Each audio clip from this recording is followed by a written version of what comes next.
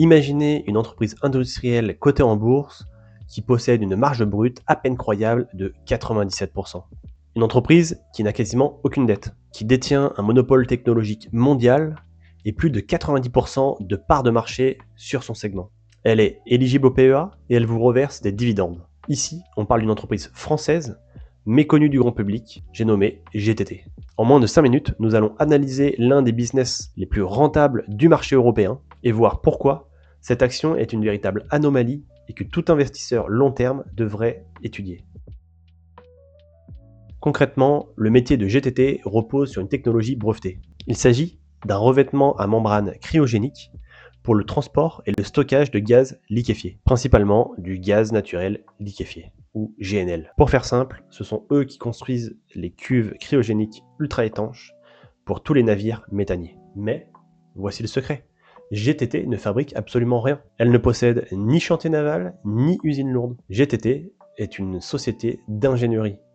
On parle d'une entreprise asset light. Ça veut dire qu'elle ne possède pas d'usine physique lourde qui nécessiterait d'énormes capitaux pour faire fonctionner celle-ci. Son principal actif, ce sont ses brevets. Et grâce à ces derniers, l'entreprise vend des licences d'exploitation aux chantiers navals qui, eux, construisent des navires. Là, vous commencez à le comprendre, elle n'a pas besoin de matières premières ni d'usines de production, ce qui fait que ses coûts de production sont quasiment nuls. C'est précisément ce modèle qui lui permet d'obtenir des marges brutes complètement folles et une marge opérationnelle qui va bien au-delà des 50%. Aujourd'hui, le business model de GTT possède un véritable avantage concurrentiel. En effet, aujourd'hui, plus de 70% des méthaniers actuels utilisent des cuves à membrane.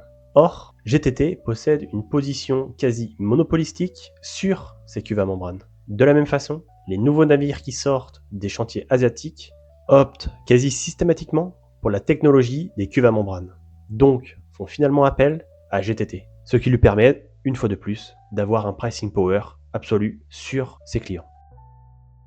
Une fois de plus, avant d'évoquer les chiffres, je vais vous repréciser la méthode que j'utilise pour analyser les entreprises. J'ai actuellement 470 entreprises européennes éligibles au PEA dans ma base de données. J'applique ensuite mon algorithme qui va trier ces entreprises sur différentes dimensions, donc la croissance du chiffre d'affaires, la stabilité, la rentabilité, l'endettement, etc. Derrière, je connais la position de chaque entreprise par rapport à ces 470 entreprises. Donc, voici comment se positionne GTT parmi les autres. Concernant le chiffre d'affaires, celui-ci progresse à un taux annualisé moyen de 13%, ce qui la place dans le top 15% des entreprises. La rentabilité est tout simplement hors norme. On l'a vu, la marge brute est à hauteur de 97%. Son retour sur capitaux investis, lui, tourne autour de 70%, ce qui est tout simplement exceptionnel et largement au-dessus de son coût du capital moyen pondéré, qui lui oscille autour de 6 à 7%.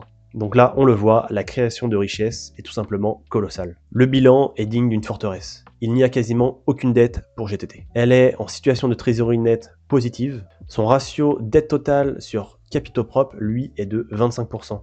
Elle est largement indépendante des banques et finance ses activités par son propre cash. Son ratio dette totale sur EBITDA est de 0,51. Ça veut dire que GTT peut rembourser l'intégralité de sa dette en 6 mois d'activité. Et comme je l'ai évoqué dans le titre, elle verse un dividende régulièrement. D'ailleurs, GTT s'engage à distribuer au moins 80% de son résultat net sur l'exercice 2025 sous forme de dividendes. Et comme les chantiers navals sont étalés sur plusieurs années, le carnet de commandes de GTT est déjà connu à l'avance, ce qui donne une extrême visibilité sur ses prochains revenus jusqu'en 2030. Aujourd'hui, le rendement du dividende de GTT s'établit autour de 4,5 à 5%. Évidemment, aucune action n'est parfaite. Le principal risque de GTT est sa cyclicité à très long terme et sa dépendance aux décisions d'investissement dans des infrastructures de gaz. On le sait, le gaz naturel liquéfié est une énergie de transition. Ce n'est pas une énergie de long terme. Ce qui signifie qu'à horizon 30 ou 40 ans, la décarbonation totale de l'économie pourrait peser sur son business model. Mais, pour la décennie en cours, GTT prépare déjà l'avenir avec sa section R&D, notamment dans le transport d'hydrogène liquide par exemple. Pour résumer, GTT est une machine à cash unique sur le marché européen. Elle possède un monopole technologique, un business sans usine à très forte marge, un dividende solide et une visibilité commerciale sur plusieurs années. Maintenant, si vous souhaitez recevoir mon analyse complète sur le sujet GTT, n'hésitez pas à me l'écrire en commentaire et je me ferai un plaisir de vous la partager. Enfin, comme toujours, si mon travail vous a plu, n'hésitez pas à mettre un pouce bleu, ça m'aidera grandement pour développer cette chaîne, et n'hésitez pas à mettre un commentaire si vous voulez que j'analyse une autre entreprise. Sur ce, je vous remercie pour votre écoute et je vous dis à très bientôt.